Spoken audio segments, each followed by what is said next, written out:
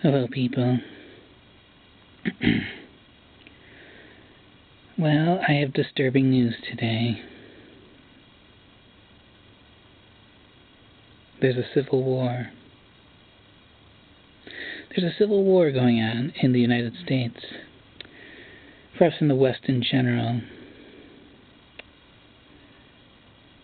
between capital and the government as one unit. Capital and the corrupt government, which are the same thing. Corrupt capital. You could say corrupt capital, but it's like saying it's like it's unnecessary repetition. Capital and corrupt government against the people. And one of the ways you can know that there's a civil war is that within your own self, within your own being, you have a greater will to kill people in the government, the corrupt government that services capital, than join them, than serve the government, who in turn serves capital. If you would rather kill those people than join them, you understand that there is a civil war.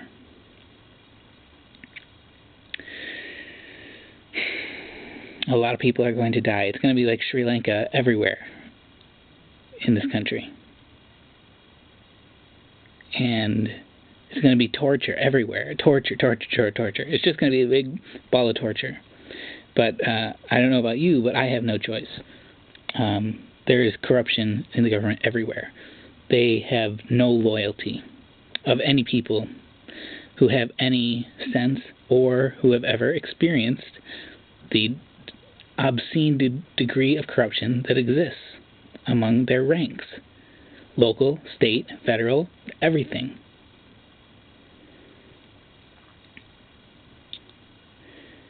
Some of these people around me were saying some very negative things.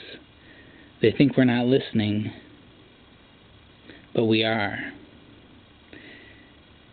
And we have the will to triumph over them. We have the will to take a stand and to say, no, you will torture me or kill me before I do anything for you. And similarly, I will torture you and kill you, the person in the government, or in big capital, before I do anything for you.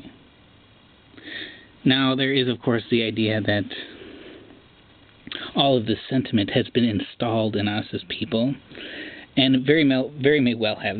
Could be all some big part of some big plan, be it the deity's plan, some superhuman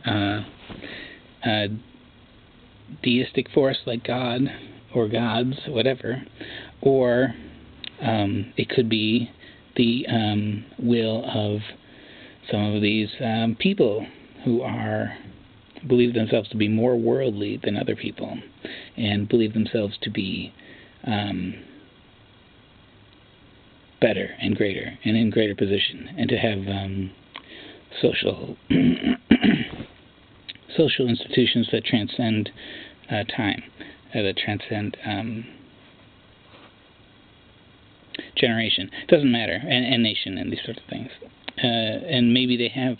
And so I just wanted to sort of make the point that even if they have set it up in such a way that the people now have to take a stand and revolt against capital and government and corrupt government, it doesn't matter that this has been orchestrated. So if you are paranoid or worried about some conniving social institution that transcends border and time setting this up, and that so you want to revolt against that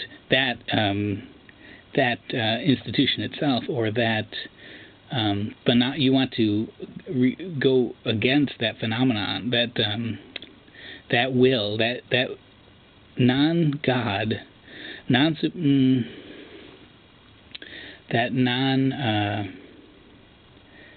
non-divine, at least not absolutely divine, because it's mediated by people, by a social institution that transcends border and time, language, and these sort of things.